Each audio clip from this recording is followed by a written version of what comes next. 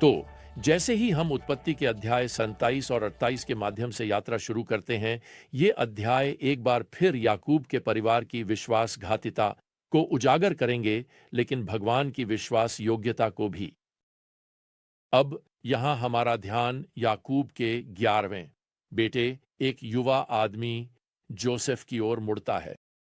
जब दृश्य शुरू होता है, वह एक किशोर है और वह अपने भाइयों के साथ अपने झुंडों की देखभाल कर रहा है। और यहाँ वर्स 2 में वह अपने भाइयों को गलत व्यवहार करते हुए देखता है और वह घर जाकर उनके बारे में शिकायत करता है। अब मेरे पास छोटे भाई थे जब मैं बड़ा हो रहा था, और मुझे इससे ज्यादा कुछ भी परेशान नहीं करता था जब वे मेरे बारे में शिकायत करते थे, और वैसे भी मैं पहले से ही काफी मुसीबत में था। लेकिन अब हालात को और खराब करने के लिए हमें यहाँ वर्स 3 में बताया गया है, अब इसराइल ने जोसेफ को अपने अन्य सभी बेटों से ज्यादा प्यार किया। अब इसमें कोई शक नहीं है कि यह कम से कम इस वजह से था कि वह उसकी प्रिय पत्नी राहेल का पहला बेटा था, जो कि मर गई थी कुछ साल पहले। याकूब यहां वर्स 3 में जोसेफ को एक विशेष लंबी आस्तीन वाली रंग बिरंगी कोट देता है। अब यह कोट वास्तव में एक पर्यवेक्षक की स्थिति को दर्शाता था। याकूब का जोसेफ को पहले स्थान पर रखने का विशेष व्यवहार। कोई आश्चर्य नहीं कि हम यहां वर्स 4 में पढ़ते हैं कि उसके भाइयों ने उससे नफरत की। अब अगले कुछ श्लोक हमें बताते हैं कि जोसेफ के 2 सपने थे, जिन्हें उसने भोलेपन से अपने परिवार के साथ साझा किया। दोनों सपने उसके परिवार को उसके सामने झुकते हुए दिखाते हैं। अब उसे शायद इन सपनों को अपने पास ही रखना चाहिए था। वास्तव में वर्स 5 हमें बताता है कि उसके भाइयों ने उससे और भी ज्यादा नफरत की। अब कुछ समय बाद याकूब जोसेफ को अपने भाइयों की खबर लेने भेजता है। वे खेतों में भेड़ों की देखभाल कर रहे हैं, और जब वे उसे आते हुए देखते हैं तो वे यहां वर्स 20 में एक साथ साजिश करते हैं। आओ, अब हम उसे मार डालें और उसे एक गड्ढे में फेंक दें, और फिर हम कहेंगे कि एक फेरोज जानवर ने उसे खा लिया है, और हम देखेंगे कि उसके सपनों का क्या होता है। खैर, सबसे बड़े भाई रूबेन उन्हें अपने हाथों से उसे मारने से रोकता है, और वह उन्हें सिर्फ एक गड्ढे में फेंकने और उसे उस दिन मरने देने के लिए मनाता है। तरीका वर्स 22 में हमें पता चलता है कि रूबेन ने बाद में वापस आकर जोसेफ को बचाने की योजना बनाई। लेकिन जब जोसेफ उस गड्ढे में है, सच में रहम की भीख मांगते हुए, जबकि उसके भाई रात का खाना खा रहे हैं, अगर आप इसे सोच सकें, तो एक व्यापारी समूह मिस्र की ओर जा रहा होता है, और रूबेन जाहिर तौर पर थोड़ी देर के लिए रात के खाने से उठ गया है, और यहूदा सुझाव देता है कि वे जोसेफ को उन व्यापारियों को बेच दें, और को पता भी नहीं चलेगा। जोसेफ मिस्र जा रहा है ताकि उसे गुलाम के रूप में बेचा जा सके। जब रूबेन लौटता है और पता लगाता है कि क्या हुआ है, तो वह यहां वर्स 3 में कहता है, लड़का चला गया है और मैं कहां जाऊं। देखो, रूबेन पहले जन्म का बेटा है, उसे जिम्मेदार ठहराया जाएगा, वह अपनी विरासत भी खो सकता है। तो वह अपने भाइयों के साथ मिलकर अपने पिता बूढ़े याकूब को धोखा देने की योजना बनाता है। खैर, यहां श्लोक 31 में योजना दी गई है। वे इस चोगे को फाड़ देते हैं। उन्होंने इसमें कुछ बकरी का खून फैला किया, और जब वे इसे अपने पिता के सामने पेश करते हैं, तो याकूब मान लेता है कि उसके बेटे को एक जंगली जानवर ने मार डाला है। यह विभाजित, धोखेबाज, नफरत से भरा परिवार वह परिवार है जिसे भगवान ने दुनिया को इज़राइल राष्ट्र और आने वाले उद्धारक देने के लिए चुना है। अब यहां एक बेहतर योजना होनी चाहिए। भगवान के लिए निपटने के लिए बेहतर परिवार होना चाहिए। ओह, सुनो, इस ग्रह पर कोई भी परिवार नहीं है जो भगवान की कृपा का हकदार हो। न तो तुम्हारा परिवार, न मेरा परिवार। हमें भगवान से बहुत अधिक मिला है जितना हम हकदार हैं। हम सब पापी हैं। हम सभी को भगवान की माफी और रहम की जरूरत है। और वैसे भगवान वहां मिस्र में कुछ बहुत खास करने की योजना बना रहे हैं, जिसका मतलब है कि भगवान लोगों के पापी कार्यों का भी उपयोग कर सकते हैं ताकि अपने योजना और उद्देश्य के लिए माहौल तैयार कर सकें। अब अध्याय 37 हमें यहां वर्स 36 में बताकर समाप्त होगा कि जोसेफ को पोटीफर को बेचा गया, जो कि फिरौन मिस्र के राजा के अधीन एक सैन्य कप्तान है।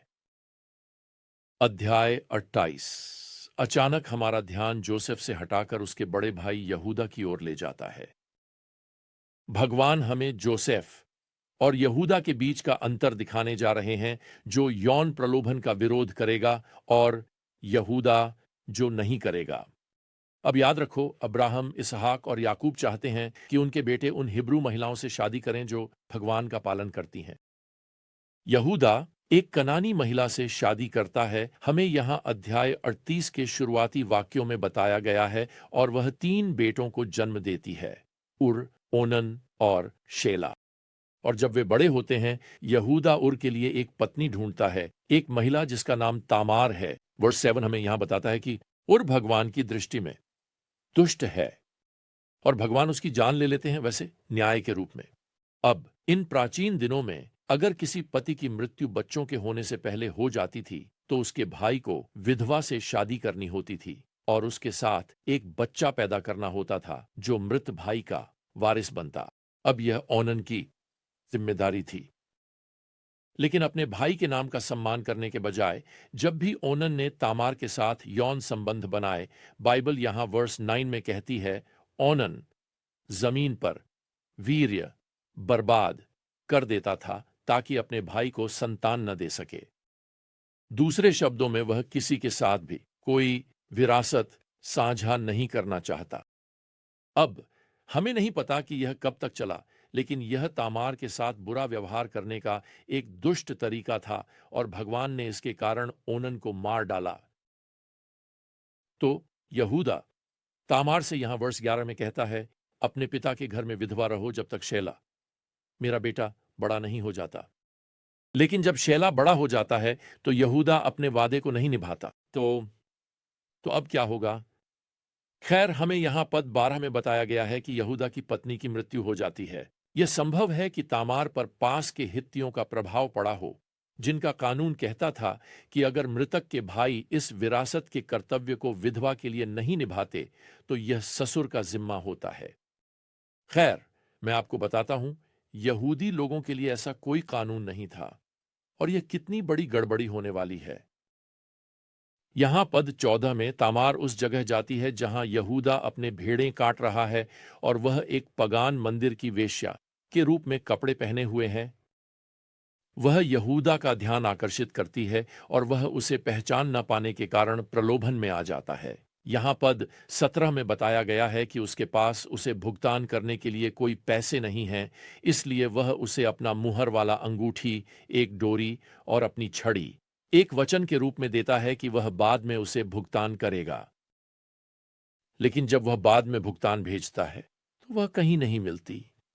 अब यहूदा का मुहर वाला अंगूठी आधिकारिक दस्तावेजों को सील करने के लिए इस्तेमाल किया जाता था, और यह एक डोरी पर लटका होता था जो आमतौर पर विशेष रूप से बनाई जाती थी। उसकी छड़ी भी विशेष रूप से तराशा गया होगा, यह एक तरह की होती। खैर, तामार यहूदा से गर्भवती हो जाती है। यहां पद 24 में हमें बताया गया है कि लगभग 3 महीने बाद उसे गर्भवती पाया जाता है। यहूदा मांग करता है कि उसे मौत की सजा दी जाए। वैसे क्या पाखंडी है?